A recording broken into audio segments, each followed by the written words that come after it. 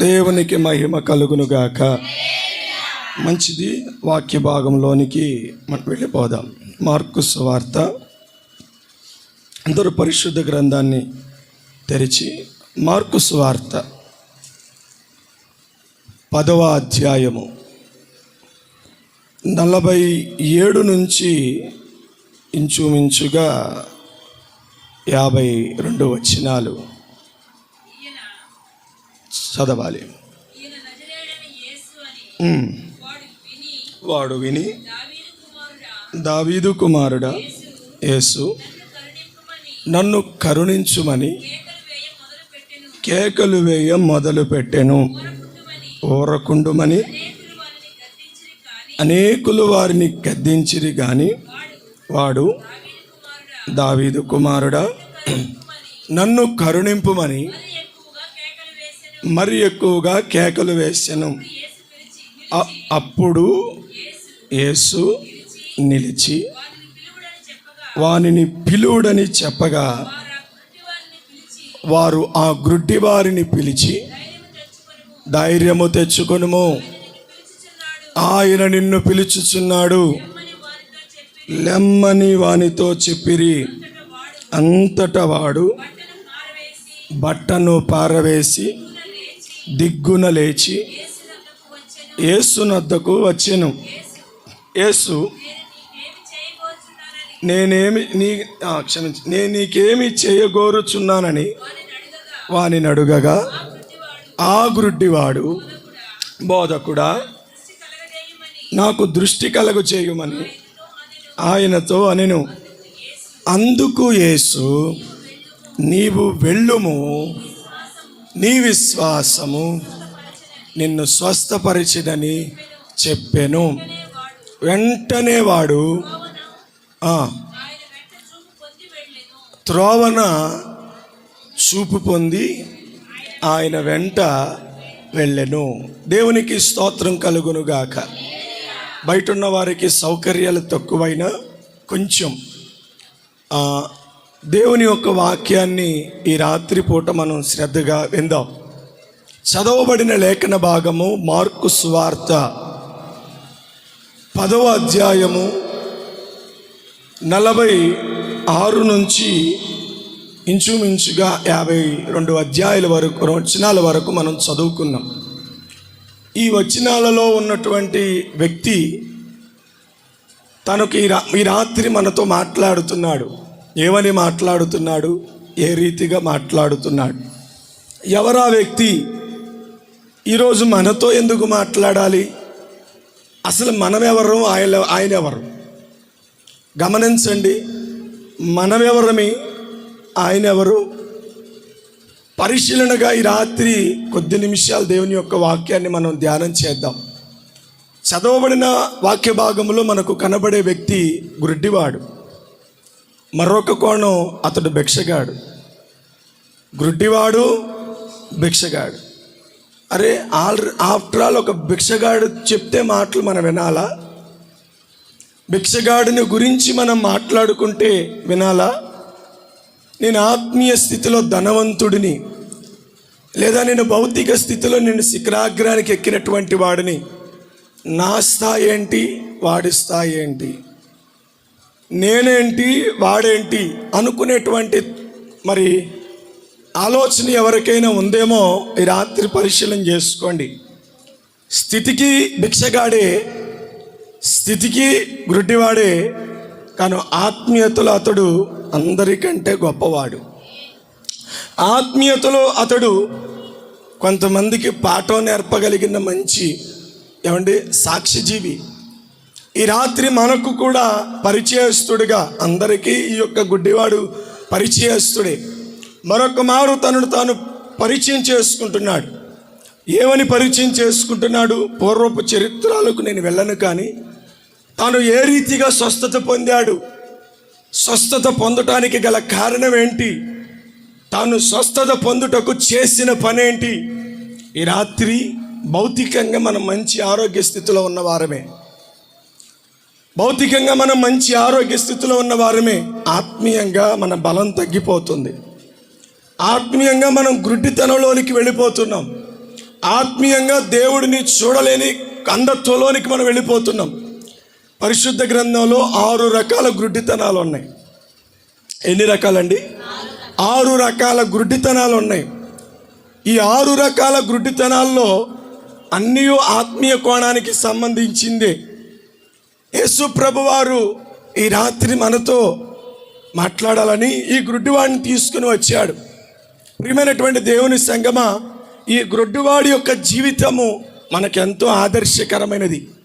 మనం ఒకవేళ నేర్చుకోవాలి, మనం ఒకవేళ మన భక్తిని సరిచూసుకోవాలి, మన భక్తిలో వ్యత్యాసాలను సరిదిద్దుకోవాలి, మన భక్తిని మార్చుకొని పెంపొందింపజేసుకోవాలి అనేటువంటి ఆలోచన ఎవరికైనా ఉన్నట్లయితే ఈ రాత్రి ఈ యొక్క గుడ్డివాడు, అందుట్లో భిక్షగాడు మనకు గొప్ప మాదిరి.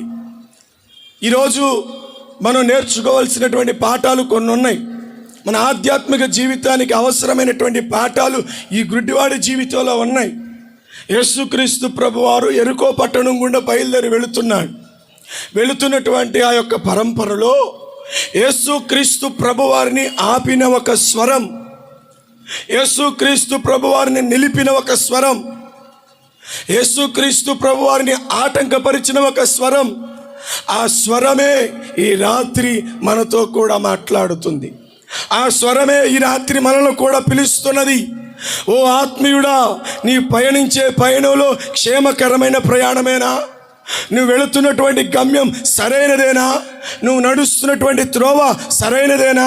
ఎటు పోతున్నావు, ఎటు వెళుతున్నావు, ఎక్కడికి వెళుతున్నావు అనేటువంటి ఒక సందేహపూరితమైనటువంటి స్వరముగా ఈ రాత్రి మన మధ్యన ఉన్నది. యేసు ప్రభువారు జన సమూహము ఆయన వెంబడిస్తున్నటువంటి పరంపరలో ఆయన చాలా దూరం వెళ్ళిపోయి ఉంటాడు. బహుశా వెళ్ళిపోతే అంతమంది రణగుణ ధ్వనుల మధ్య ఒక్క స్వరమే ఆయన ఆపింది. ఈ రాత్రి ఆ ఒక్క స్వరం నీదవ్వాలి. దేవునికి స్తోత్రం. ఆయన వెళ్ళిపోతున్నాడు. వెళ్ళిపోయిన ఆయన ఆపిన స్వరం ఒక్కటే. ఎంతోమంది ఆయన వెనకాల ఉన్నారు. ఎన్నో స్వరాలు ఆయన గురించి మాట్లాడుకుంటున్నాయి.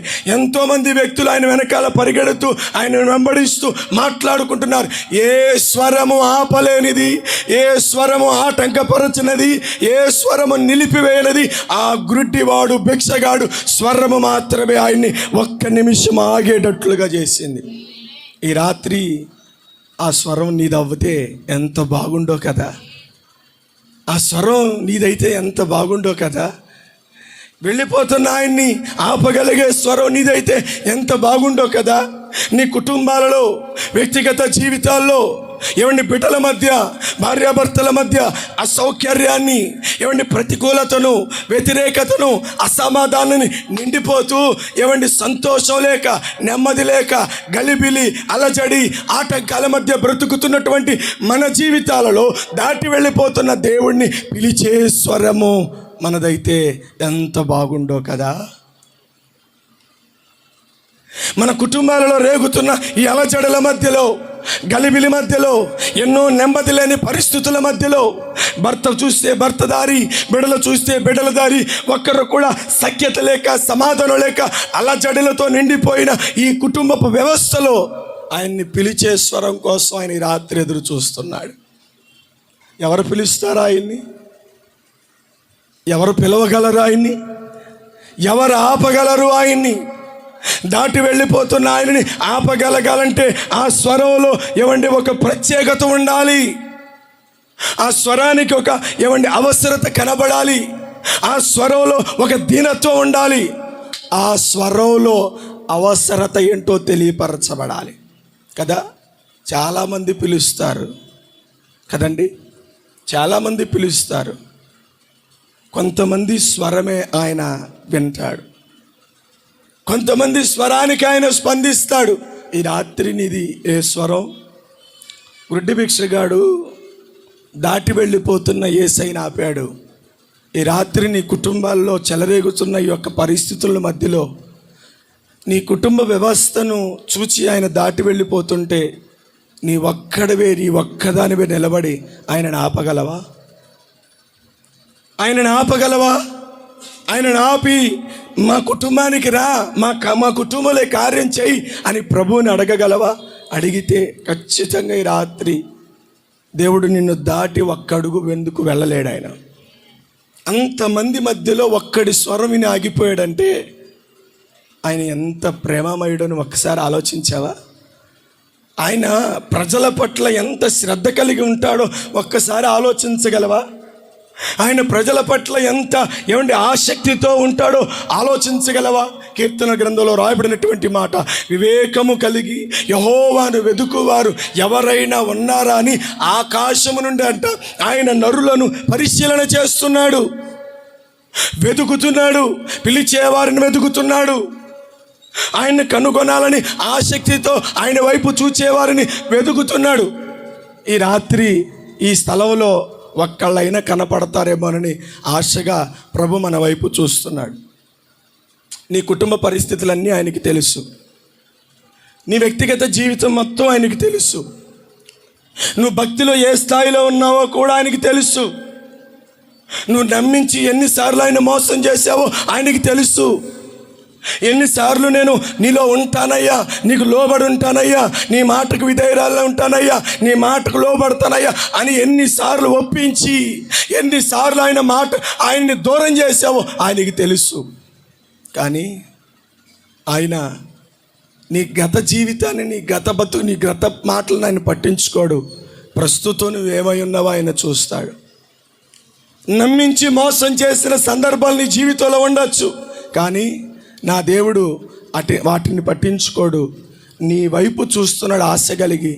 ఈసారైనా నువ్వు ఆయన్ని పిలుస్తావా అని, ఈసారైనా ఆయన్ని మనసారా నోరారా పిలుస్తావని ప్రభువా అని పిలిస్తే ఆగిపోవాలని ఆయన ఎదురు చూస్తున్నాడండి. ఎన్నిసార్లు ఆయన నీ మధ్య నుండి దాటి వెళ్ళిపోయాడో కదా, ఎన్నిసార్లు ఆయన నీ ముందర నుండి దాటి వెళ్ళిపోయాడు కదా. దాటి వెళ్ళిపోయిన ఆయన్ని పిలిచే స్వరము నీవు కలిగి ఉండాలి. రాత్రి ఏం పిలవమంటారండి? కుటుంబం చూస్తే సమాధానం లేకుండా ఉంది, బిడ్డలు చూస్తే మాట వినకుండా ఉన్నారు, ఆర్థిక పరిస్థితి చూస్తేనేమో అంతంత మాత్రంగా ఉంది, కుటుంబంలో ఏ పరిస్థితి కూడా నెమ్మది లేదు, జీవితంలో ఎటు చూసినా సంతోషం లేదు, అలజడుల మధ్యలో ఉన్నాను, ఎర్రకాటోలో ఉన్నాను. నా పరిస్థితి ఎలా ఉందంటే ఓడలో ప్రయాణించి అలలకు ఆ పడవ ఎలాగైతే కొట్టిమిట్టాడుతుందో నా జీవిత పరిస్థితి కూడా అలాగే ఉంది. నేను కూడా అలలకు కొట్టిమిట్టాడుతున్నాను. అలలకు నా నావ కొట్టిమిట్టాడి ఆ అలలో తాకిడి వలన సొమ్మసిల్లిపోయి కళ్ళు తిరిగిన వ్యక్తి ఎలాగూ తూలుతూ ఉంటాడో నా పరిస్థితి కూడా ఇప్పుడు అలాగే తూలుతుంది. ఏమని పిలవనాయన? నువ్వు ఎలా ఉన్నా పిలిస్తే ఆగే దేవుడు ఆయన. దేవునికి స్తోత్రం. నువ్వు ఎలా ఉన్నా పిలిస్తే ఆగే దేవుడు అండి ఆయన. నువ్వు పిలవాలే కానీ, నువ్వు పలకాలే కానీ, ప్రభువా అని అనాలే కానీ ఆయన అంటాడు నేనున్నాను అంటాడంట. దేవునికి స్తోత్రం. ఆనాడు గుడ్డి భిక్షగాడి దగ్గరేమో ఆయన ఆగి వెనకకు తిరిగి రమ్మని పిలిచాడు.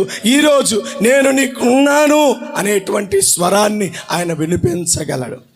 ఈ రాత్రి ఈ గుడ్డి భిక్షగాని ద్వారా మనం నేర్చుకోబోయే కొన్ని ఆధ్యాత్మికమైనటువంటి పాఠాలు చక్కగా విని మనము ఈరోజు మన ఆత్మీయ స్థితిని ఒకసారి మనం పరిశీలన చేసుకొని ఏ రీతిగా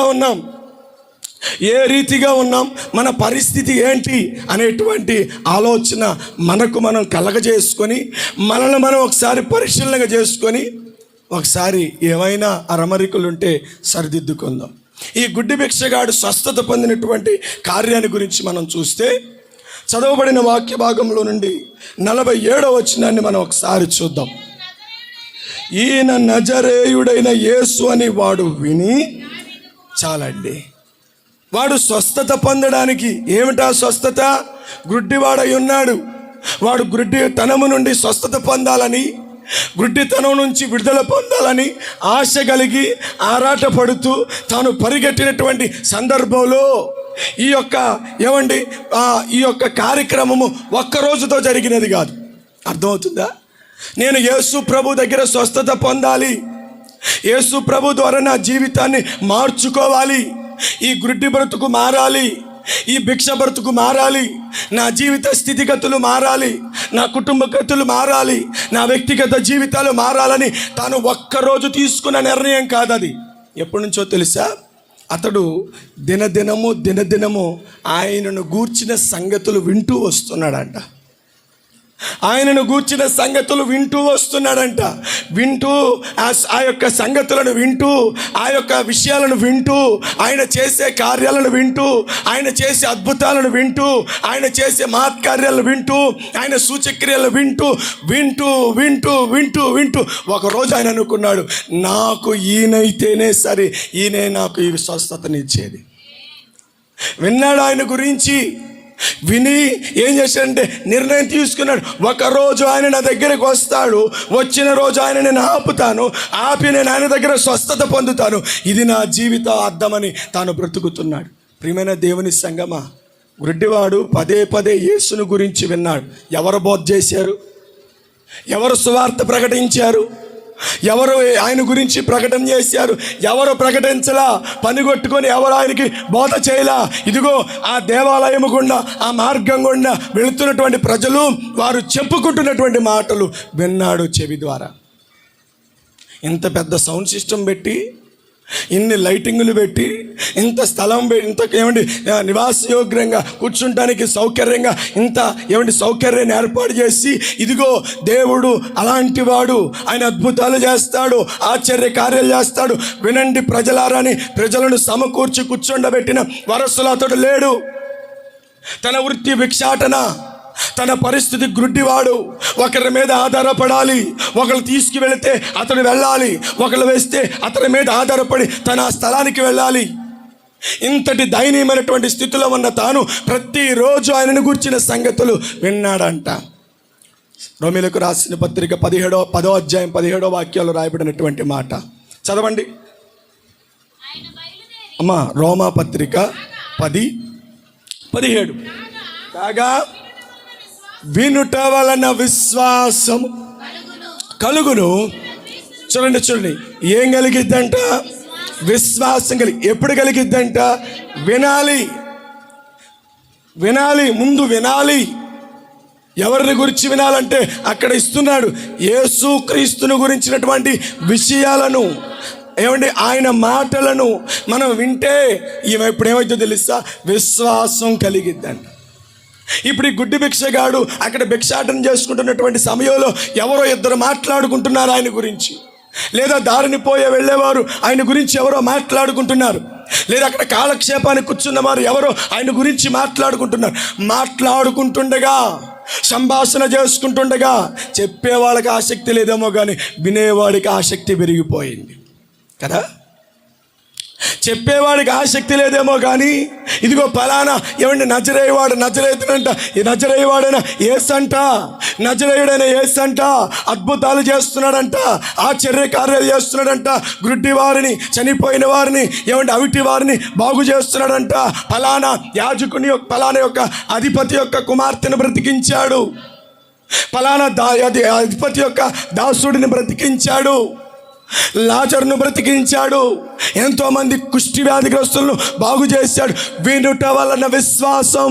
ఎవరిని గురించో తెలుసా? యేసుక్రీస్తును గురించిన మాట వినుట వలన విశ్వాసం కలిగింది కదా. ఒక్కరోజు జరగలేదండి అతనిలో ఆ యొక్క ఆలోచన. విన్నాడు, విని ఒక నిర్ణయానికి వచ్చేసాడు. నేను ఆయన ద్వారా స్వస్థత పొందాలి, నేను ఆయన ద్వారా విడుదల పొందాలి, ఆయన ఒక్కడే నా జీవిత గతిని మార్చేదని నిర్ణయం తీసేసుకున్నాడు. ఆయన కొరకు నిరీక్షిస్తున్నాడు కదా. ఇంత సౌండ్ సిస్టమ్ పెట్టి చెప్పినా కూడా ఒక్కళ్ళెంట్లా, ఇంతగా దేవుని బోధను ప్రయాసపడి బోధిస్తున్నా వినేవారు తక్కువైపోయారు. సంగమా, ఒక్క మాట జ్ఞాపకం చేసుకో, నీవు ఇప్పుడు ఆయన గురించి వింటే, రేపు ఆయన కడబర స్వరం వింటే ఆయన దగ్గరికి నువ్వు చేరగలి, ఆయన ముందర నువ్వు నిలబడగలవు. అర్థమవుతుందా? దేవుని గురించి వినాలి, కడవరి స్వరం వినాలి. విన్న తర్వాత ఏమైతే తెలుసా? ఆయన ఏమై ఉన్నాడో ఆయన్ని ప్రత్యక్షంగా నువ్వు చూడగలవు. దేవునికి స్తోత్రం. రాహాబు అనే ఒక వేశ్య వింది. ఏమని విందో ఒకసారి చూద్దాం. చూడండి,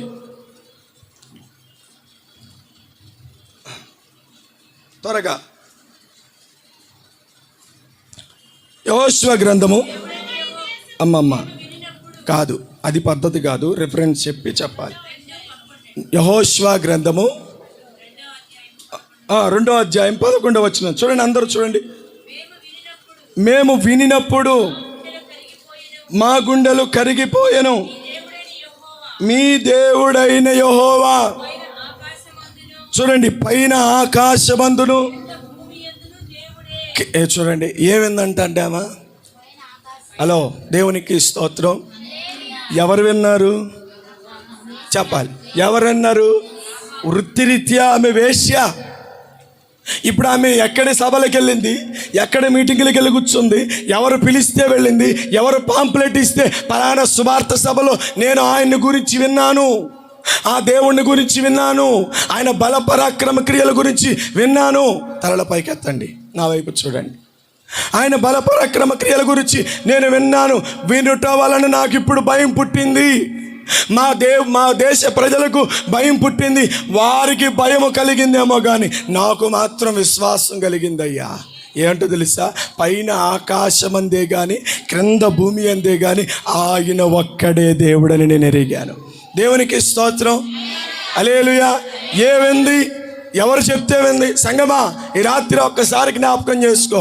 3 రోజుల విశ్వాస కూడికలో ఎవరిని గురించి ప్రకటించారో తెలుసా? 3 రోజుల విశ్వాసుల కూడికలో ఎవరిని గురించి, ఎవరి కార్యాల గురించి, ఎవరి యొక్క ఏమండి విషయాల గురించి తెలియపరిచారో విన్నావా నువ్వు? వింటే ఆయన ఏమై ఉన్నాడో నీకు అర్థమైపోవాలి. ఆయన ఏమై ఉన్నాడో, ఆయన శక్తి కార్యాలు ఏంటో, ఆయన బల పరాక్రమ క్రియలు ఏంటో నువ్వు ఎరిగి ఉండాలి. కీర్తన గ్రంథంలో రాయబడి, యెహోవా స్తోత్రార్హ క్రియలను, ఆయన ఆశ్చర్య కార్యములను, నరుల ఎడల ఆయన జరిగించు కార్యములను మేము విన్నాం. ఆయన ఎంత అద్భుతకరుడో, ఆయన ఎంత బలవంతుడో, ఆయన ఎట్టి కార్యాలు చేయగలడో, ఆయన ఎట్టి అద్భుతాలు మేము విన్నాం, మేము రుచి చూచాం, వాటిని మేము తెలుసుకున్నాం. దానిని బట్టి వారి జీవితాలను మార్చుకొని దేవునికి అంకితం చేశారు. ఈరోజు నువ్వు వింటున్నావా? వినగలిగేటువంటి మనస్సు నీలో ఉందా? వినే మనస్సు నీకుందా? ఈరోజు ప్రజలు వినటానికి ఇష్టపడతలా. అందుకే అన్నాడు వాక్య భాగంలో, వినుటకు వేగిర పడాలంట, మాట్లాడడానికి నిదానించాలంట. వినటానికి వేగిర పడాలి. ఎవరి గురించి వినాలి? ఏ విషయాలు వినాలంటే దేవుని గురించి. ఆకాశమును కలగజేసినవాడు, సూర్యచంద్రులు కలగజేసినవాడు, అద్భుతములు చేయవాడు, జగత్తుకు పునాది వేసినవాడు, ఆయన గురించి వింటే సృష్టి కార్యము జరిగించిన ఆయన అద్భుత హస్తము మనకు ఎలా తోడుంటుందో మనకు అర్థమైంది కదండి. సృష్టిని కలగజేసిన ఆయన అద్భుత హస్తమును, ఈ అద్భుత హస్తము భూమికి పునాది వేసింది. ఎక్కడో తెలుసా? శూన్యములో ఆయన భూమికి పునాది వేశాడు కదా. ఆయన శక్తి సామర్థ్యాల గురించి వినేటువంటి మనస్సు మనకు ఉండాలి. యెషయా గ్రంథము ఒక మాట మనం చూద్దాం, చూడండి. 30వ అధ్యాయం, యెషయా గ్రంథము 30వ అధ్యాయము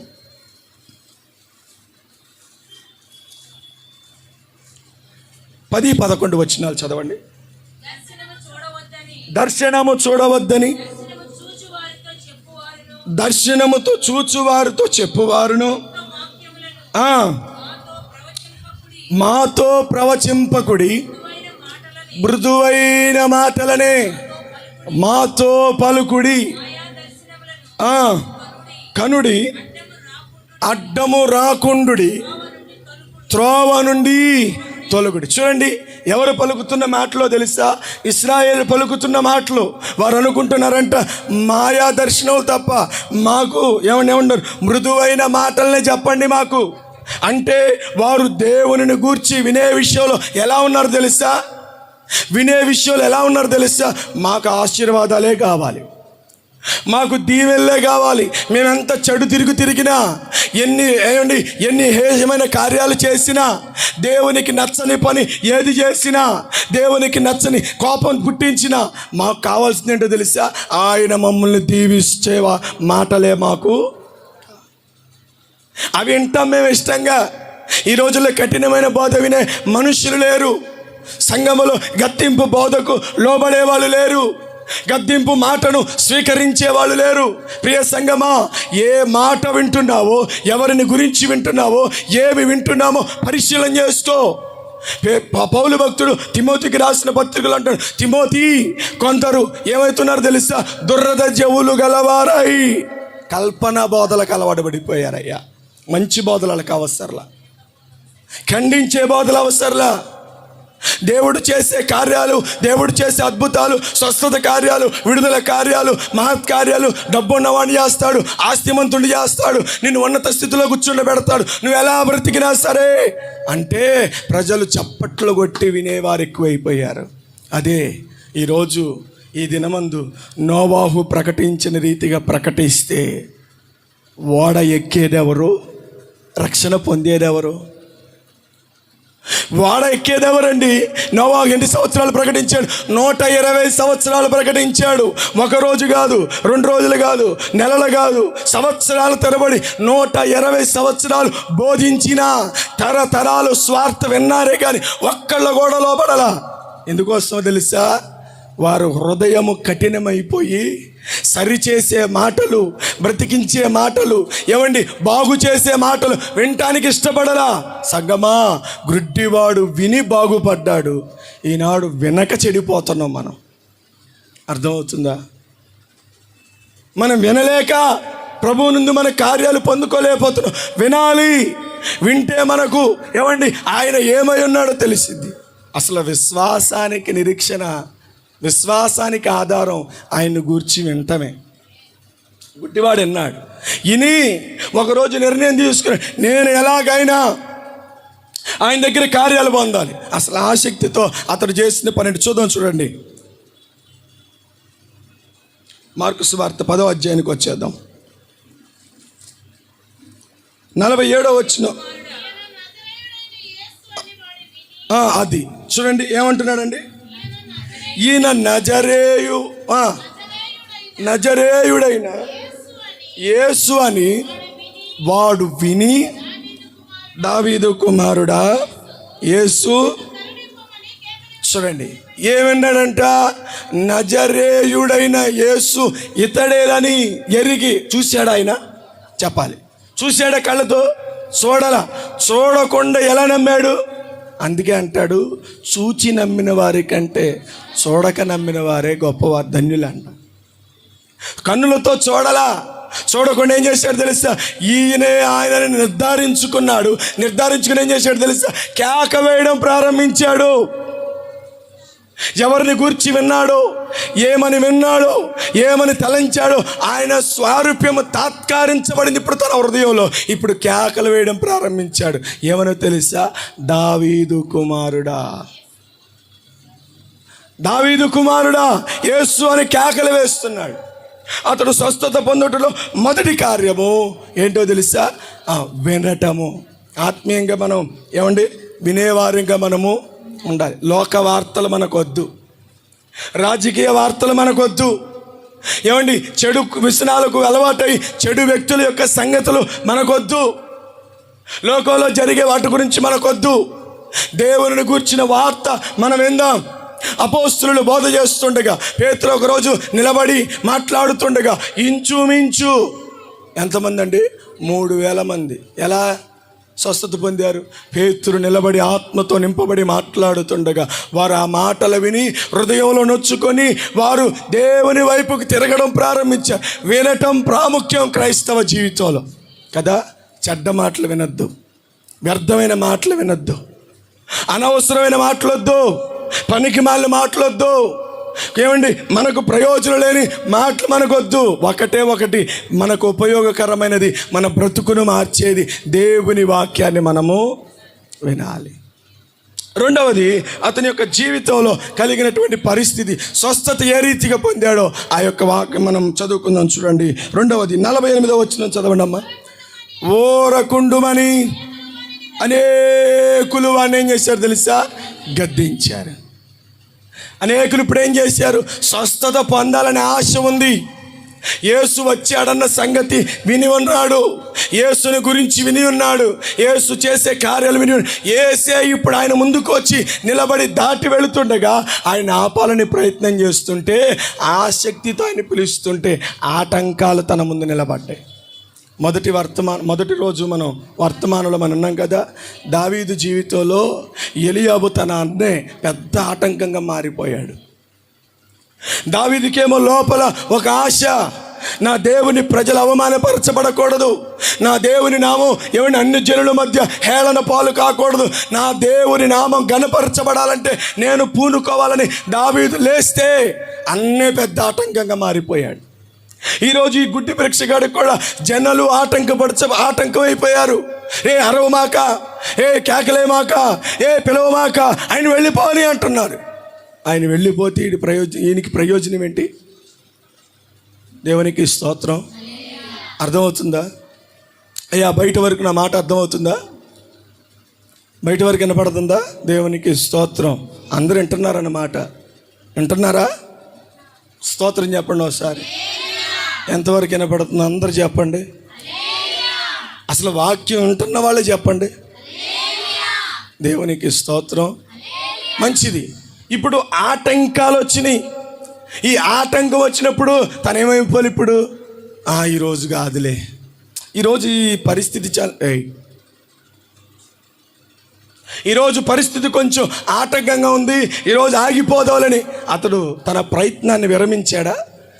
స్వస్థత పొందాలని తన ఆశ, విడుదల పొందాలని తన ఆశ, ఏమండి బాగుపడాలని తన ఆశ, ఏమండి నేను దేవుని దగ్గర, యేసు వారి దగ్గర నేను ఎలాగైనా కార్యం చూడాలని ఒక ఆశ అయితే ఉంది. ఆటంకాలు ముందున్నాయి. ఆశ హృదయం, ఆటంకాల ముందు. ఏమండి ఆనందం లోపల, ఏమండి బాధ, పరిస్థితులు బయట ఆటంకపరుస్తున్నారు. బహుజనములంట, ఒకళ్ళు కాదు, ఇద్దరు కాదు. ఎంతమంది ఆటంకపరిచారో, కూర్చుండబెట్టాలని బలవంతంగా, లేవలేకుండా చేయాలని బలవంతంగా ఎంతమంది కూడగట్టుకొని కూడబలుకొని ఆ గుడ్డివాడి ప్రయత్నాన్ని ఆపుతున్నారు. సహోదరి, ఈ రాత్రి జ్ఞాపకం చేసుకో. సహోదరుడా, నువ్వు ప్రభువు దగ్గరికి చేరాలని నీలో ఉన్న ఆశను ఆటంకపరిచేవారు అనేకులు ఉంటారు. లోకంలో ఎన్నో వ్యర్థమైన కార్యాలు జరిగితే ఎవరు ఆపరు. లోకంలో నువ్వు లోకస్తుడిగా బ్రతికినప్పుడు నిన్నెవరు ఆపరు. నీ ఇష్టానుసారంగా బ్రతుకుతున్నప్పుడు ఎవరు నిన్ను ఆపరు. నువ్వు తాగినా తిరిగినా, ఏమండి ఏం చేసినా ఎవరు మాట్లాడరు. నువ్వు వ్యభిచారమైన ఎవరు నిన్ను గద్దించరు. నువ్వు దొంగవైన ఎవరు నిన్ను గద్దించరు. మోసగాడమైన ఎవరు నిన్ను గద్దించరు. ఎవరు నిన్ను ఆపరు. కానీ ఎప్పుడైతే బ్రతుకు మార్చుకొని ప్రభువుని చేరుకోవాలి, నీతిగా బ్రతకాలి, నేను కూడా దేవుని బిడ్డలాగా మారాలని ఎప్పుడైతే ప్రయత్నం చేస్తుంటావో ఆటంకాలన్నీ నీ ప్రక్కనే ఉంటాయి. ప్రతికూలతలన్నీ నీ ప్రక్కనే ఉంటాయి. కష్ట పరిస్థితులన్నీ నిన్ను ఆవరించినట్లుగా ఉంటాయి. ఇప్పుడు నువ్వు నేర్చుకోవాల్సింది ఏంటో తెలుసా? ఆటంకాలను చూసి ఆగిపోతే గమ్యానికి నువ్వు చేరలేవు. ప్రతికూలతను చూసి ఆగిపోతే విజయం చూడలేవు. గెలుపొందాలంటే ప్రతి దాన్ని ఛేదించాలి. నీలో గొప్ప ఏమండి నువ్వు విజేతగా మారాలంటే ప్రతిదాన్ని జయిస్తేనే జయము పొందిన ప్రతి ఒక్కడు ఎక్కడుంటాడో తెలుసా? ఆయన కుడిపాశమున కూర్చుంటారంట కదా. నువ్వు ఇంకా చతికిలి పడే స్థితిలో, అవునండి ఎందుకండి ఇన్ని ఆటంకాలు ఉన్నప్పుడు దేవుని దగ్గరికి వెళ్తాం అంత మంచిదా? ఇన్ని ఇబ్బందులు ఉంటే దేవుని దగ్గరికి వెళ్తాం ఏం మంచిదా? కుటుంబాల పరిస్థితులు ఎలా ఉంటే దేవుని దగ్గరికి వెళ్తాం మంచిదా? ఆర్థికంగా ఇలా కుమిలిపోతూ ఉంటే దేవుని దగ్గరికి వెళ్తాం మంచిదా? కిషోర్ గారు మొదటి రోజు సాక్ష్యం చెప్పాడు. ఉన్నారా కిషోర్ గారు? వెళ్ళిపోయారా? పాపం నుంచి వద్దనికి వెళ్ళా. దేవునికి స్తోత్రం, హల్లెలూయా. తను ఫస్ట్ రోజు తను బట్టల వ్యాపారం చేస్తారు. ప్రార్థనకి వద్దాంలే అనుకున్నాడంట. సరే ఈరోజు కాకపోయినా రేపు వెళ్దాంలే అనుకొని ఉంటే వాక్యం వింటున్నాడంటే ఏదో వాక్యం. ఆ వాక్యంలో ఒక మాట ఆయన బలపరిచింది. ఉన్న పాటున షాపునలా మూసేసి మొదటి రోజు పరిగెత్తుకుంటూ వచ్చేసాడు మందిరానికి. చెప్పాడు నాకు, బ్రదరు ఇలా వచ్చింది, నేను ఈరోజు వచ్చేసాను అని చెప్పారు. రెండో రోజు కూడా సాక్ష్యం చెప్పాడు. ఏంటో తెలుసా? నేను ఖచ్చితంగా ఈరోజు ముందు కూర్చోవాలి, ఈరోజు ముందెళ్ళి కూర్చొని దేవుని వాక్యాన్ని వినాలి, అసలు దేవుని సన్నిధిలో నేనే ముందు ఉండాలన్నట్టుగా పరుగులు పెడుతుంటేనంట నిన్న అటు మొన్న ఎప్పుడు జరిగినంత వ్యాపారం నిన్నొక్కరోజే జరిగిందంట. మీరు హల్లెలూయా చెప్తున్నారు. దేవునికి స్తోత్రం. వ్యాపారం సర్దేసి లోపల అవన్నీ పడేసి షట్టర్ దింపేయడానికి వచ్చారంట జనం. బాబు మాకు ఇప్పుడు కావాలి, సరే ఇక ఇచ్చేద్దాం అయిపోయిందని అనుకుని మళ్ళీ బయలుదేరుతుంటే మళ్ళా ఒకళ్ళు వచ్చారు. బ్రదరు, నాకు ఎన్ని ఆటంకాలు వచ్చినాయి తెలుసా, ఈరోజు ఎంత ఇబ్బంది పడ్డానో తెలుసా. నేను దేవుని దగ్గరికి రావాలనే ప్రయత్నం నాకుంది, కానీ నాలో ఈ ఆటంకాల వల్ల నేను త్వరగా ప్రభువుని చేరుకోలేకపోయాను. బాధ, అలాంటి బాధ మనలో ఎవరికైనా ఉందా? ప్రభు దగ్గరికి రావాలి, ఆటంకాలు ఉంటాయండి, ప్రతికూల పరిస్థితులు ఉంటాయి. అన్నీ చక్కగా ఉంటే దేవుని దగ్గరికి రాలేవు. అర్థమవుతుందా? అన్నీ బాగుంటే దేవుడు గుర్తురాడు అంట. ఎప్పుడు గుర్తుకొస్తాడు? అన్నీ బాగున్నప్పుడు గుర్తుకురాడు అంటాడు కదా సామెతల గ్రంథం 5వ అధ్యాయం 11వ వాక్యం, తుదకు నీ మాంసమును నీ శరీరమును, అప్పుడు వస్తాడంట దేవుడు గుర్తుకు. అప్పటి వరకు దేవుడితో పని లేదు, దేవుడు అవసరం లేదు. అన్నీ బాగుంటే దేవుడు గుర్తుకురాడు. ఎప్పుడు గుర్తుకొస్తాడో తెలుసా? అన్నీ పోయిన తర్వాత.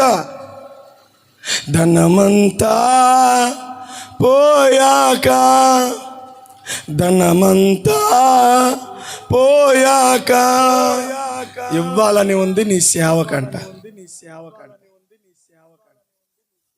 దేవునికి స్తోత్రం. అన్నీ పోయిన తర్వాత దేవుని సేవకి ఇవ్వాలనిపించిందంట. ఉన్నప్పుడు అడిగితే ఏమంటారు తెలుసా? ఈ అయ్యగారు కానుకల మీద పడ్డాడు అంటారు. దేవునికి స్తోత్రం. చెప్దాం దగ్గరకు ఒకసారి. హల్లెలూయా, హల్లెలూయా. ఏమంటారు తెలుసా? ఈ అయ్యగారు కానుకల మీద పడ్డారు, కానుకల గురించే చెప్తాడు అంటారు. ధనం అన్నప్పుడేమో దేవునికి ఇవ్వాలనిపించలా. అమ్మ కొంచెం ముందు కూర్చో.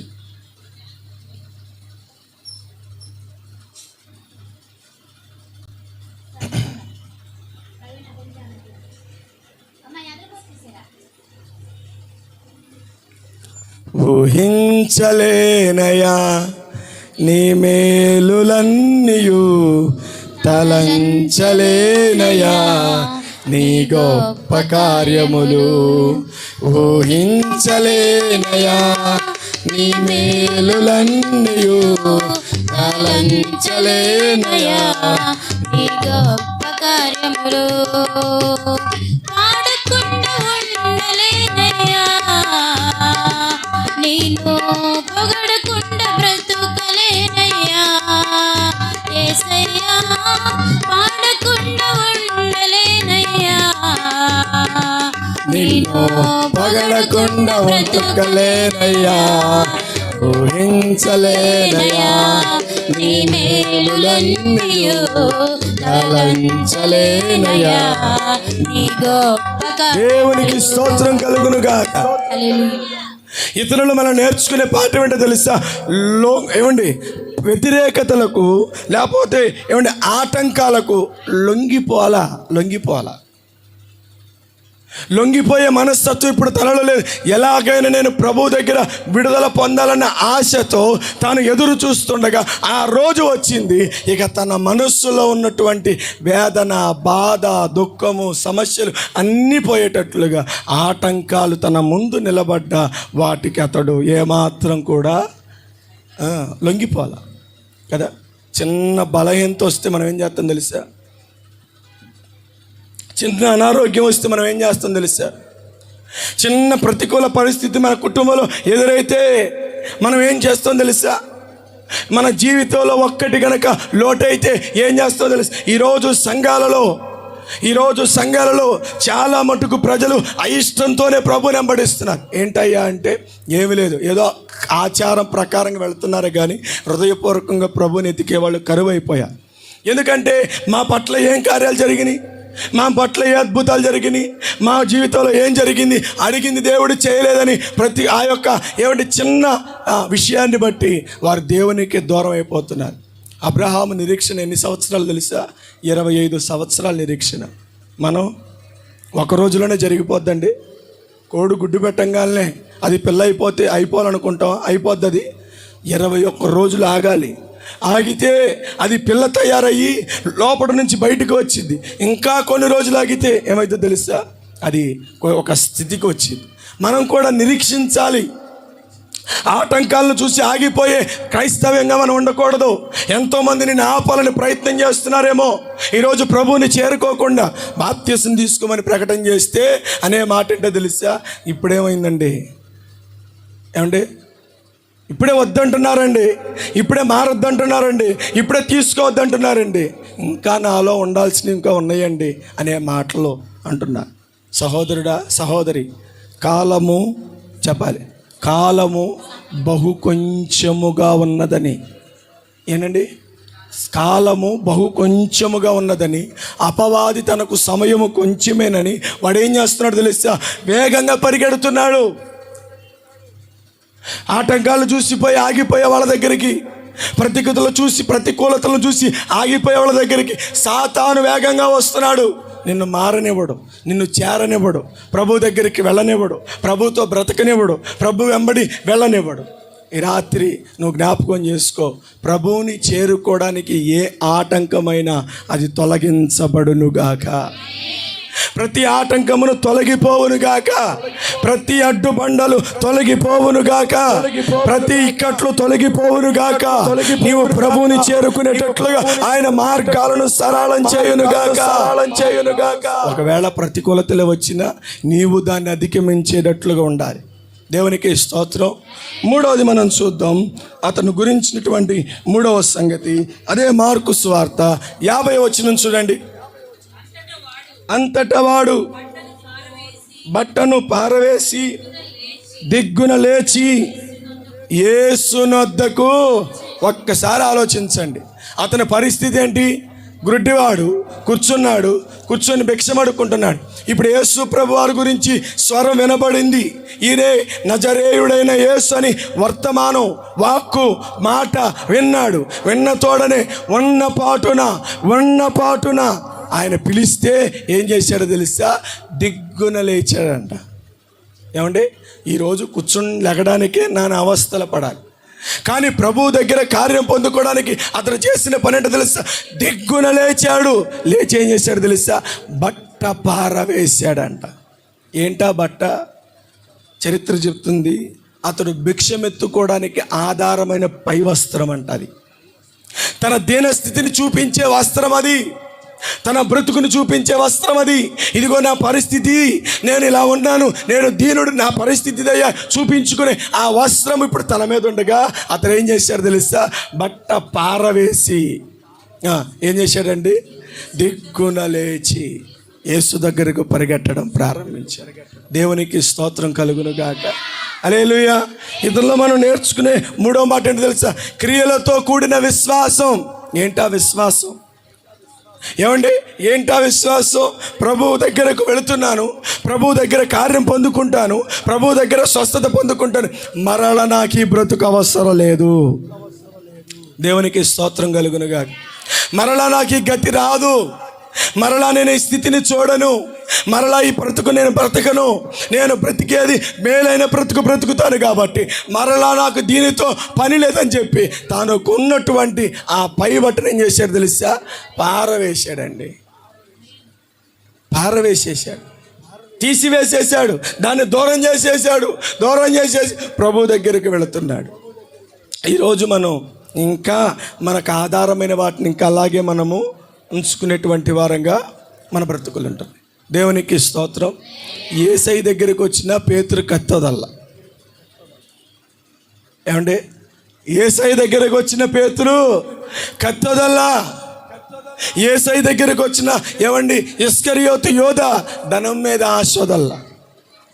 పౌలు వెంబట తిరుగుతున్న దేమా లోకాన్ని ప్రేమించడం మాలా.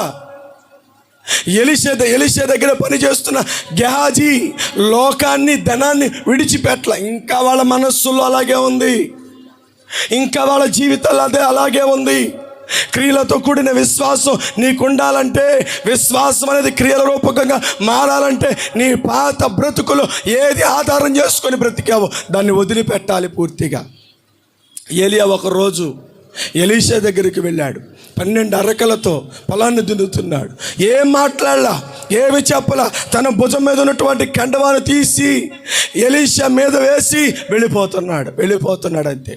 ఒక్క మాట అడిగాడు, దైవజనుడా, నేను నా ఇంటికి వెళ్ళి నా తల్లిదండ్రులకు నన్ను నేను కనబరుచుకొని వెనక్కి తిరిగి వస్తానయ్యా అన్నాడు.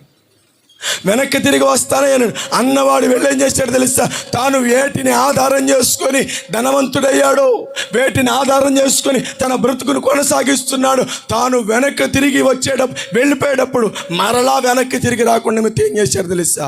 ఆ ఎద్దులనంట వధించి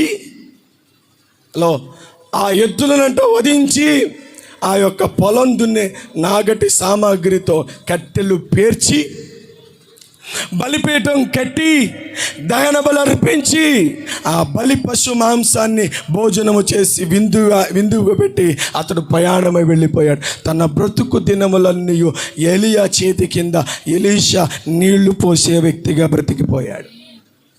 ఈరోజు నువ్వు ఇంకా లోకాన్ని ప్రేమించే మనస్సు, ఇంకా నీలో పాపాన్ని ప్రేమించే మనస్సు, యేసు దగ్గరకు వచ్చిన నీ బ్రతుకులో వదిలిపెట్టకూడదు ఇంకా ఏమనుందేమో పరిశీలన చేసుకో.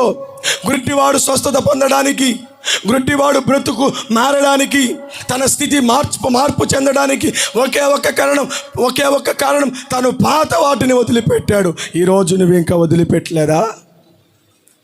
వదులుకోవడానికి ఇష్టపడతలేదా? వదిలించుకోవడానికి నీకు మనస్సు రావట్లేదా?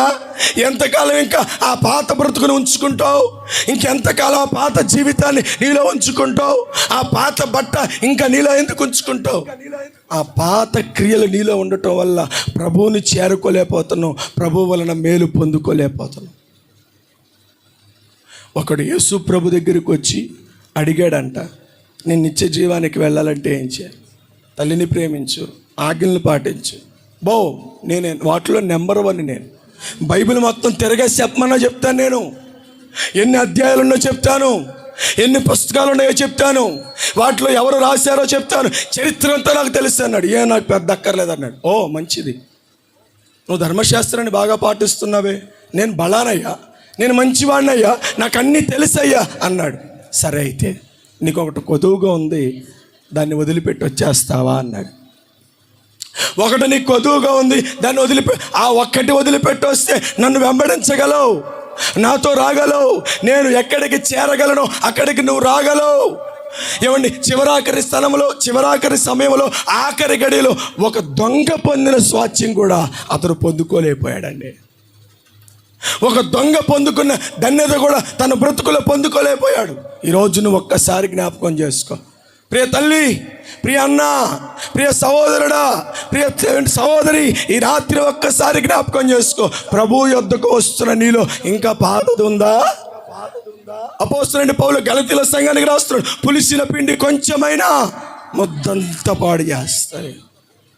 నీ వెనకటి క్రియలను విడవకపోతే నీ జీవితము ప్రభు ద్వారా పొందుకోబోయే ఆ యొక్క కార్యాలను పొందుకోలేదు. ఎన్ని సంవత్సరాలు ప్రార్థన చేసినా, ఎన్ని సంవత్సరాలు మొరపెట్టినా, ఎన్ని సంవత్సరాలు గోజాడినా, ఎన్ని సంవత్సరాలు కన్నీరు కార్చినా, ఉపవాసం ఉన్నా, ఏమి చేసినా నీ వెనకటి క్రియ ఒకటి నీలో ఇంకా మిగిలిపోయి ఉన్నది.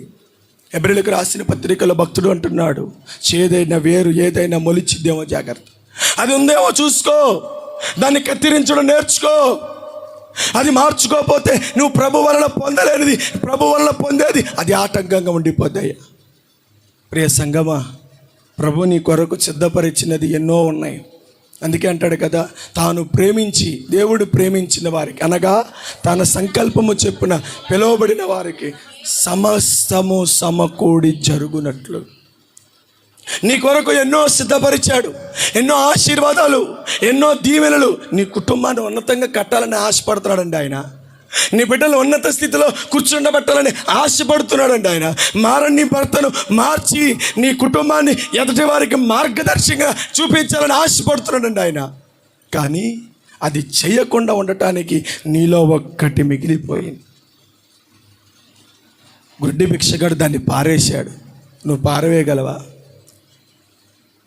అపోస్తలుడైన పౌలు సంఘానికి రాస్తున్నాడు, భూమి మీద ఉన్న మీ శరీరములను, అనగా జారత్వమును, అపవిత్రతను, కామకత్వమును, విగ్రహారాధనను, ధనాపేక్షను, లోభత్వమును, కలహములను అనేటువంటి శరీరములను మీరు చంపివేయాలి. వాటిని బ్రతకని చంపేయి. అవి ఉండటం వల్ల నీవు నా ద్వారా పొందవలసింది పొందుకోలేకపోతున్నావు. నువ్వు నా దగ్గరికి చేరలేకపోతే ఇవి ఉండటం వల్ల నీ బ్రతుకు మారట్లేదు, నీ జీవిత గతి మారట్లేదు. ఒక్క కేకతో ఆగాడంతే ఆయన, ఒక్క పలుకుతో ఆగాడంతే ఆయన. ఆగిన ఆయన యొద్దకు వెళ్ళడానికి తన్ను తానే మార్చుకున్నాడండి. దేవునికి స్తోత్రం కలుగును గాక. రమ్మని పిలిచాడు, విశ్వాసాన్ని పరీక్షించాడు. వస్తాడా, నా దగ్గరికి వస్తాడా అని ఆశపట్టి చూశాడు. దేవుడు చూశాడు. అతడు మరలా ఆ బ్రతుకును తాను కోరుకోకుండా తాను దేనినైతే ఆధారం చేసుకున్నాడో దాన్ని పారవేశాడు. ఈ రాత్రి నీ జీవితంలో ఇంకా వేటిని ఆధారం చేసుకుని బ్రతుకుతున్నావో తల్లి చేతులెత్తి చెబుతున్నా, ఆ వెనకటిది చంపకపోతే, ఆ ఒక్కటి చంపకపోతే, ఆ చిన్న పాపాన్ని చంపకపోతే, ఆ చిన్న లోభత్వాన్ని నువ్వు తీసి పారవేయకపోతే నువ్వు ప్రభువుని చూడలేవు, ప్రభు దగ్గరకు చేరలేవు, ప్రభుతో మాట్లాడలేవు, ప్రభు ఇచ్చే దీవెనలు పొందలేవు. ఏదేను తోటలో ఆదాములు ఒక్క చిన్న పొరపాటే వారిని దేవునికి దూరంగా చేసింది. నీ బ్రతుకులో ఒక్క చిన్నదే దేవుని నుంచి నిన్ను ఎడబాటు చేస్తుందేమో. ఎన్నోసార్లు కన్నీరు విడిచి రాత్రులు దేవుని సన్నిధిలో మొరపెట్టాం. కుటుంబం అంతా నిద్రపోతుండగా ఒక్కదానివే ఏడ్చిన సందర్భాలు అనేకమైన మన జీవితాలు, మీ జీవితంలో ఉన్నాయి. కన్నీరు కార్చి నీ పరుపును తేలాడు చేసిన పరిస్థితులు నీ జీవితంలో ఉన్నాయి. కుటుంబాన్ని గురించి, బిడ్డల గురించి, భర్తల గురించి, స్థితిని గురించి, వ్యాపారం, ఇలా అనేకమైన వాటి గురించి రాత్రులు కూర్చొని ఏడ్చిన సందర్భాలు అనేకమైనవి. ఆయన మొర్ర వినని దేవుడు కానే కాదు. ఆయనకి పెట్టబడిన పేరే ప్రార్థన ఆలకించువాడని పేరు. ఆయన వినే దేవుడు, వింటాడు. అరణ్యంలో ఆగరు కుమారుడు స్వరాన్ని విన్న దేవుడు, దేవాలయంలో ఒంటరిగా కూర్చొని ఏడుస్తున్న హన్నా ప్రార్థన విన్న దేవుడు, ఒంటరిగా నేను పక్షినయ్యా, నా బ్రతుకు వేసారిపోయిందని దేవుని దావీదు అరణ్యంలో పడి ఏడుస్తున్న దావీదు మొరన్న దేవుడు నీ మొర వినడా? అందుకే యెషయా గ్రంథంలో అంటున్నాడు కదా, విననేరకుండుటకు నా చెవులు మందం కాదు. ఆయన వింటున్నాడు, రమ్మని పిలుస్తున్నాడు. రాలేక నీవే ఉన్నావు అక్కడ. దేవునికి స్తోత్రం. రాలేక నీవే ఉన్నావు అక్కడ. నువ్వు రాలేకపోతున్నావు, ప్రభువుని చేరుకోలేవు. అనేక సార్లు ఆయన నీ ముందర ఆగిపోయాడు. నువ్వు అడిగిన దాన్ని ఇవ్వాలని దేవుడు ఎప్పటి నుంచో నీ కోసం ఎదురు చూస్తున్నాడు.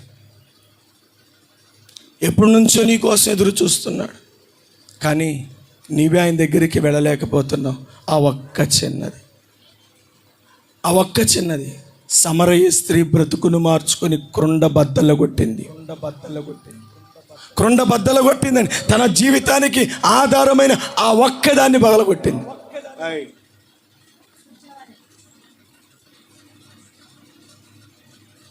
దేవునికి స్తోత్రం కలుగును. ఆ ఒక్కటి వదిలేసింది. నువ్వు కూడా ఈ రాత్రి గుడ్డి భిక్షగాడు తనకు ఆధారమైన ఆ వస్త్రాన్ని పారవేసినట్లుగా, సహోదరి, ఇంకా ఏ ఒక్కటి ఉందో ఆ ఒక్కటిని వదిలేవా? ఒక వ్యక్తి బాప్తీసం తీసుకునేటప్పుడు అంటే దేవుని సేవకులు ఒక వర్తమానం విని మారు మనసు పొంది బాప్తీసం తీసుకునేటప్పుడు అందరికీ బాప్తీసం ఇచ్చేటప్పుడు ఈయన కూడా వెళ్ళి ఆ వరుసల నుంచి బాప్తీసం ఇస్తుంటే నీటిలో మునిగేటప్పుడు అంట చెయ్యి పైకి ఎత్తాడంట. నీటిలో ముంచేటప్పుడు చేయి పైకి ఎత్తాడంట. దైవజనులయ్యా అలా కాదు, చేతులు కూడా సమస్త శరీరము బాప్తీసం తీసుకోవాలి, పాతవన్నీ వదిలేయాలి, నీ శరీరంతో చేసిన ప్రతి ఒక్కటి వదిలిపెట్టాలి, సమాధి చేయబడాలి. ఇప్పుడు క్రొత్త వ్యక్తిలాగా నీటిలో నుండి బయటికి రావాలి. తల్లి గర్భంలో బిడ్డ బయటికి రావడానికి ఉమ్మ నీరు ఎంత అవసరమో, బాప్తీసం మారు మనస్సు పొంది దేవునిలో బ్రతకాలనే వాడికి నీటి స్థానం అంత అవసరం. సర్వ శరీరం మునగాలయ్యా, ఈ యావత్తు దేహం మునిగిపోవాలి అంటే ఆయన అంటున్నాడంట, అయ్యారు మొత్తం ఉంచండి కానీ ఈ ఒక్క చేయిని మాత్రం ఆపండి అయ్యా. మొత్తం ఉంచండి కానీ ఈ ఒక్క చేతిని మాత్రం ఆపండి. ఈ ఒక్క చేతితో ఇంకా చాలా చేయాల్సినవి ఉన్నాయి. ఈ ఒక్క చేతితో చేయాల్సినవి చాలా ఉన్నాయి. ఇంకా నేను చేయాల్సినవి ఈ చేతితో బోళ్ళను ఉన్నాయి. తప్పుడు కార్యక్రమాలు చేయాలో, నీచమైన కార్యక్రమాలు చేయాలో, అసహ్యమైన బ్రతుకు బ్రతకాలో, అబద్ధపు బ్రతుకు బ్రతకాలో, దొంగ బ్రతుకు బ్రతకాలో, ఏమైన బ్రతుకు బ్రతకాలో, ఏది బ్రతకాలని ఇంకా తన ఆశపడి ఇంకా తన వెనుకటి బ్రతుకును మార్చుకోకుండా ఇంకా తను ఉంచుకుంటున్నాడు. పూర్తిగా మారకపోతే నువ్వు ప్రభు దగ్గరికి చేరాలి. అరాకొరాగా మారితే ప్రభువుని చూడలేవు.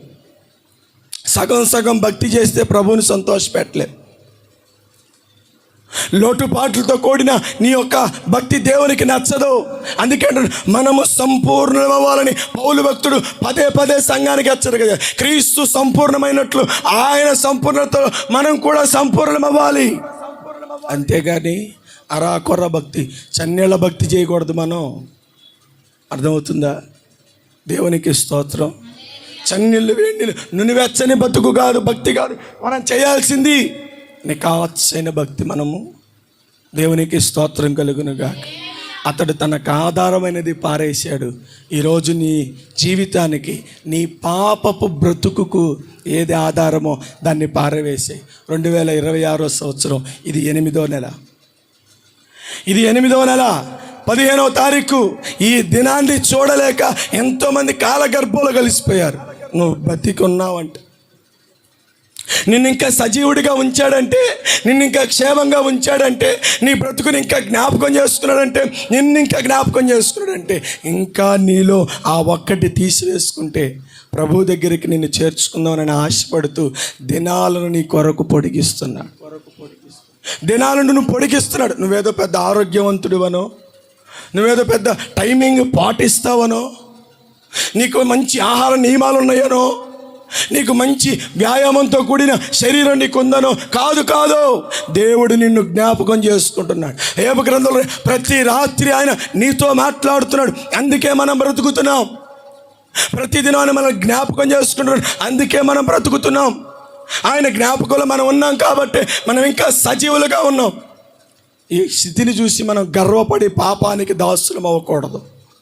ఈ స్థితిని చూసి మనం గర్వించి పాపానికి దాసులుగా బ్రతకకూడదు. దేవుడు మనల్ని ప్రేమించి ఇచ్చిన జీవితం, మనలో ఉన్న లోపాలను సరి చేసుకొని ప్రభువుకి ఇష్టలుగా బ్రతకాలని దేవుడు కోరుకుంటున్నాడు. తామర పువ్వు చూసారు కదా, తామర పువ్వు సంగతి తెలుసు కదా.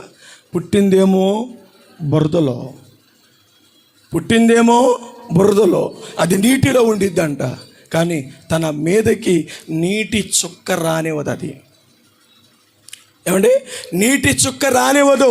అలా బ్రతికి ఒకరోజు ఏం చెప్పి తెలుసా, కోసివేయబడి ఎక్కడికి తీసుకువెళ్ళితే తెలుసా, ఆ దేవుడిని ఆరాధించే ఆ దేవుని పాదాల దగ్గరికి అది చేరిపోద్ది.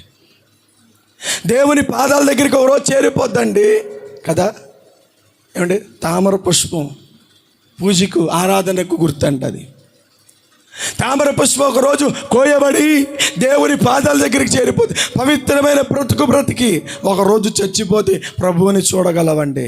ఇంకా ఎంతకాలం నీ బ్రతుకును అలాగ ఉంచుకొని ప్రభువుకి ఇష్టం లేని జీవితం జీవిస్తూ, ఇంకా బ్రతుకును మార్చుకోకుండా, దేవునికి ఇష్టడుగా బ్రతకకుండా, దేవునికి నచ్చని జీవితం జీవిస్తూ ఇంకెంతకాలం నువ్వు జీవించేది? ఈతన మందైనను ప్రభు యొక్క స్వరాన్ని విని నీ బ్రతుకును మార్చుకుంటే, గుట్టి భిక్షగాడు తన బ్రతుకులో ఆ యొక్క ఆధారమైన దాన్ని తీసి పారవేసినట్లుగా నీవు గనక తీసి పారవేస్తే, తన్ను ప్రేమించు వారిని ఆయన తన యొద్దకు పిలుచుకుంటాడని వాక్యం రాయబడినట్లుగా నిన్ను కూడా ఆయన తన దగ్గరకు చేర్చుకుంటాడు. నీ జీవితాన్ని కూడా మారుస్తాడు. నీ బ్రతుకును మారుస్తాడు. నీ కుటుంబ స్థితిగతులను మారుస్తాడు. ఒంటరి దానివైనా, అరణ్యపు బ్రతుకుతున్నా, నీ జీవితం శూన్యంగా ఉన్నా, నా దేవుడు అద్భుతము చేయగా అది ఏదేను తోటలాగా మారిపోయేది. అరణ్యపుమైన ఆయన అద్భుతము చేయగా, ఆయన అడుగు పెట్టగా అది ఏదేను తోటలాగా మారిపోయింది. జక్కయ్య జీవితం పేరుకు పవిత్రుడు. జక్కయ్య అనగా పవిత్రుడనే అర్థం, కానీ జీవితంలో పవిత్రత లేదు. ఒక్కరోజు యేసయ్యకు అవకాశం ఇచ్చాడండి. ఒక్కరోజు యేసయ్యకు అవకాశం ఇచ్చాడు. ఇంటికి పిలుచుకున్నాడంతే, ఉన్నవన్నీ బయట పారేశాడంతే. ఆ రోజు నుంచి జక్కయ్య ఏమయ్యాడు తెలుసా? ఇతడు కూడా అబ్రహాము సంత నీతికి వారసుడని ఎట్లు అబ్రహాముని పిలుస్తున్నామో, విశ్వసించిన ప్రతి ఒక్కడు అట్లు నీతికి వారసుడయి దేవునికి ఇష్టలుగా స్నేహితులుగా మార్చబడు. దేవునికి స్తోత్రం. ఉన్నవన్నీ బయట పారవేశాడు జక్కయ్య, దేవునికి ఇష్టడుగా మార్చబడ్డాడు. అబ్రహాము సంతానానికి చేర్చబడ్డాడు. ఈరోజు నేను ఒకసారి పరిశీలన చేసుకుందామా? గుడ్డి భిక్షగాడు స్వస్థత పొందుటలో అతడు కనుపరిచిన విధానం, మొదట విన్నాడు, రెండవది ఆటంకాలను అవరోధించాడు, మూడవది తీసి వస్త్రాన్ని పారేశాడు, నాలుగవది ఆఖరిది ఏంటో తెలుసా? అతడు స్వస్థత పొంది ఆయన వెంట వెళ్ళాడు. అతడు శిష్యుడిగా మార్చబడ్డాడు. ఏమయ్యాడు తెలుసా? యేసు ప్రభు శిష్యుడిగా మారిపోయాడు. ఇప్పుడు జన సమూహంలో అందరి మధ్య ఈ గుడ్డి భిక్షగాడి కన్నులు, గుడ్డి భిక్షగాడి మీద కన్నులు, జనులందరి కన్నులు ఉన్నాయి. అంటున్నారు, ఈడు ఆడేనా? కాదు ఈడు కాదు, ఈయన్ని పోల్ని మరొకడు, మనుషులు 7 ఉంటారంట. దేవునికి స్తోత్రం. నాలాంటి వాళ్ళు ఎప్పుడు నాకు కనపడలా. దేవునికి మహిమ కలుగును గాక. నాలాంటి వాళ్ళు ఎప్పుడు నాకు కనపడలా. దేవునికి స్తోత్రం. అక్కడ సంభాషణ. ఇప్పుడు అతని గురించి ఒక సాక్ష్యం బయలుదేరింది. ఇప్పుడు ఆ జన సమూహంలో ఒక సాక్షిగా మారిపోయాడు.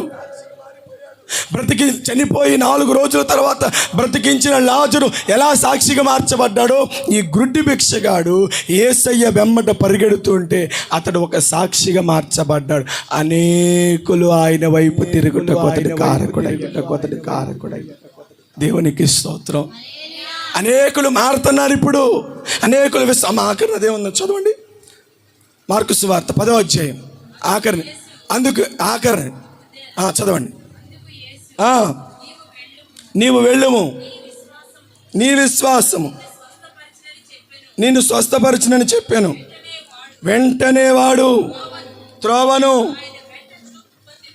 వెళ్ళెను. అంతేనా? చూపు పెళ్ళిన తర్వాత ఇప్పుడు అతడు యేసు ప్రభుని వెంబడిస్తున్న తాను ఏమయ్యాడు తెలుసా? సాక్షిగా మార్చబడ్డాడు. ఒక అద్భుతము, ఒక స్వస్థత అతన్ని యేసుకు శిష్యునిగా మార్చి అనేకులను ఆయన వైపుకి తిప్పే ఒక సాక్ష్యపు జీవితంగా మార్చబడింది. ఈరోజు మనం ఎంతకాలం నుంచి భక్తి చేస్తున్నామో, ఎన్ని సంవత్సరాల సీనియారిటీయో, ఎన్ని సంవత్సరాల విశ్వాసమో ఒక్కసారి మనం పరిశీలన చేసుకొని ఒక్కరినైనా ప్రభు దగ్గరికి తెచ్చామా? ఒక్కరికైనా మన జీవిత సాక్ష్యం ఒక్కరినైనా తాకిందా? ఒక్కరి బ్రతుకులైనా మార్చేటట్లుగా మన జీవిత సాక్ష్యం ఎదుటి వారికి తెలియపరచబడుతుందా? పుట్టుక క్రైస్తవులు ఎవరు లేరు. ఎప్పుడైతే విశ్వసిస్తారో వాళ్ళే క్రైస్తవులు. ఎప్పుడు విశ్వసించి ఆయన హృదయంలో అంగీకరిస్తారో వాళ్ళే నిజమైన క్రైస్తవులు. క్రైస్తవుల పుట్టుక క్రైస్తవ లేదు. నువ్వు విశ్వసించి ఏ రోజు ఆయన అంగీకరిస్తావో ఆ రోజు నుంచి ఆయన నీకు దేవుడు అవుతాడు, ఆయన నీకు ప్రభు అవుతాడు, నీవు ఆయన విశ్వాసం అవుతావు. అప్పటి నుంచి నీవు దేవునికి సాక్షిగా మార్చబడ. నువ్వు అనేకులు ఆయన వైపుకి తీసుకురావాలి.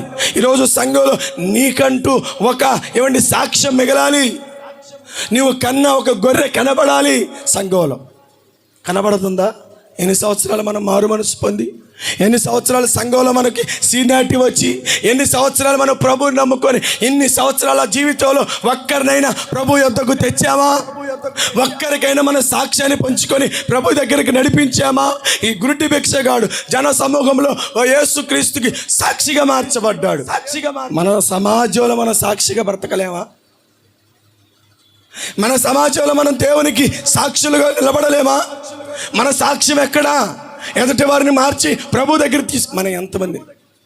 గొర్రెని కనిద్దా? కాపరి గొర్రెని కంటాడా? చెప్పాలి. గొర్రెని కంటదా? కాపరి గొర్రెని కంటాడా? గొర్రెని కంటది. కాపరి పని ఏంటి? కన్నదాన్ని కాపాడటమే.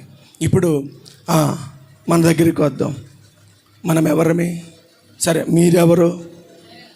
దేవునికి స్తోత్రం. ఒప్పుకుంటున్నారా?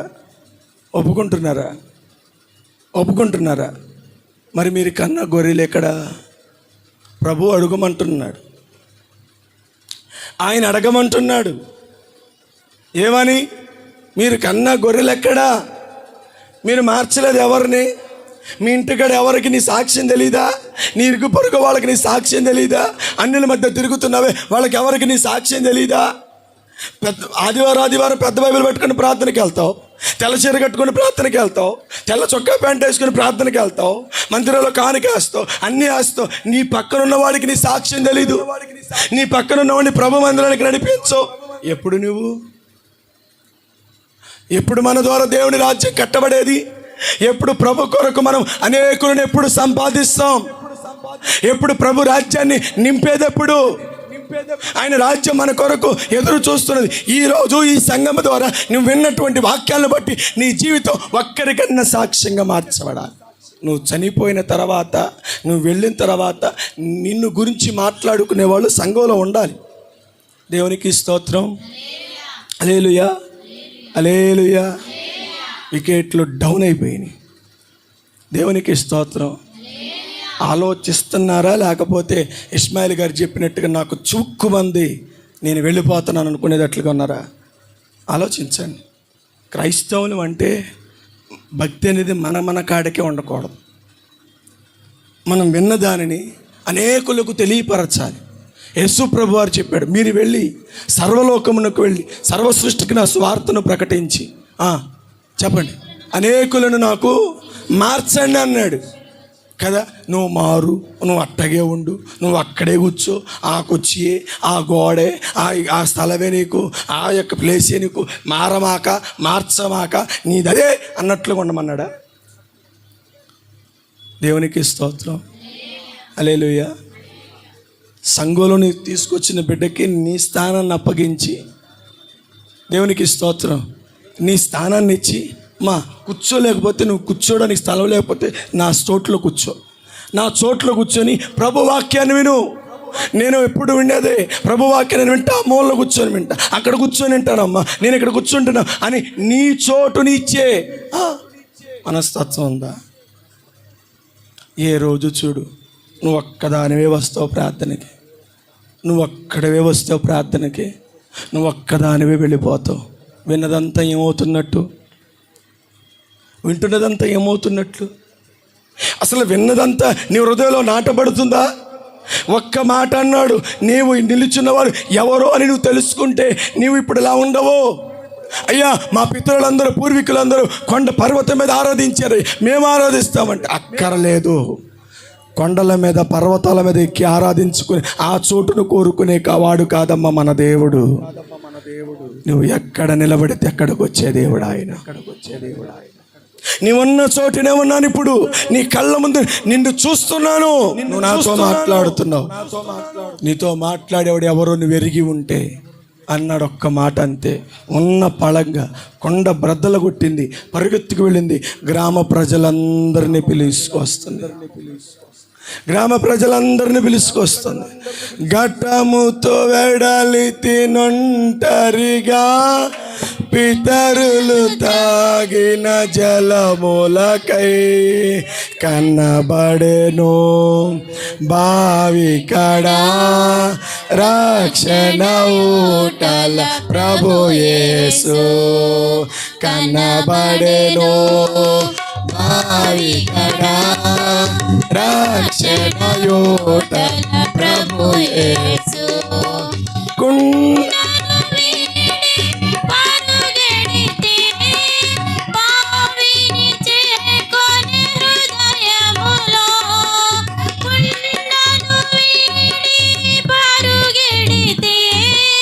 బావిని చేరుకొని హృదయములో ఘనమైన శుభవార్త ఆతృతతో ప్రజలకు తెలుపా గ్రామ ప్రజా కనుగొనిరి విశ్వ విమోచకుడగు యేసు. గ్రామ ప్రజా కనుగొనిరి విశ్వ విమోచ. దేవునికి స్తోత్రం కలుగును గాక. ఒక్క స్త్రీ మాట విని గ్రామం అంతా వస్తే, గ్రామం అంతా దేవుని దగ్గరికి వస్తే, గ్రామం అంతా ప్రభువుని చూస్తే, గ్రామం అంతా ప్రభు దగ్గరికి చేరితే, సంఘంలో ఉన్న నీవు నీ ఒక్కదానివే నీ కుటుంబానికి, నీ బిడ్డలకు, నీ ఇరుగు పొరుగునున్న వాళ్ళకి, నీ ఆత్మీయులకి, నీ రక్త సంబంధికులకి, నీ కుటుంబ రక్త సంబంధికుల్లో నశించిపోతున్న వారికి, నీ ఇరుగు పొరుగు వారికి ఒక్కడికి చెప్పలేవా? ఒక్కడికి చెప్పలే. ఒక స్త్రీ గ్రామాన్ని పిలుచుకొచ్చిన దేవుని సన్నిధికి నువ్వు ఎంతమందిని పిలుచుకొస్తున్నావు? ఎవరిని తీసుకో? అసలు నీ సాక్ష్యం ప్రభువు దగ్గరికి ఆకర్షించేటట్లుగా ఉందా? ఒక్కసారి పరిశీలన. స్వస్థత పొందాడు, అద్భుతం పొందాడు, ప్రభువుని స్తుతిస్తూ ప్రభు వెనకాల వెళుతున్నాడు, అంతే. ఆయన వెంబడిస్తున్నాడు. ఆయనను చూచి అనేకులు ఆయన వెంబడిస్తున్నారు కదా. గ్రుడ్డి భిక్షగాడు ఇప్పుడు అనేకులు యేసు ప్రభు దగ్గరికి తీసుకొచ్చాడు. మన స్థితిలో గొప్పవాళ్ళం, భక్తిలో పెద్దవాళ్ళం. పేతురన్నయ్యలాగా మన వయసు పెద్దది, మన భక్తి పెద్దది, మన స్థితి పెద్దది, కానీ నడిపించే విషయంలో మనము ఇంకా ఏమీ లేనట్టుగానే ఉన్నాం. పరిశీలన చేసుకో. ప్రభు ఈ రాత్రి మాట్లాడుతున్నాడు.